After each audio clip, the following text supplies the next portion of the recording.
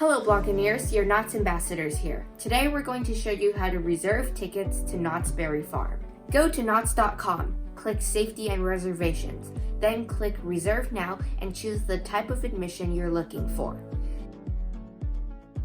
Next, select the number of guests and pick your date and time.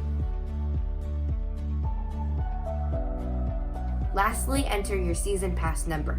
Once your reservation is confirmed, you may print your ticket at home. How do you make a reservation with a newly purchased season pass? You use the 20-digit code on your season pass voucher ticket. Next, proceed to making a reservation and then go to the turnstile at Knott's on your first visit to receive your season pass card.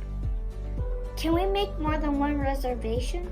No, you can only hold one reservation to Knott's and one reservation to Soak City at a time. What if I need to change my reservation? Is it difficult to do? It's super easy, barely an inconvenience. Under the Reservations tab, scroll down and choose Manage Existing Reservations.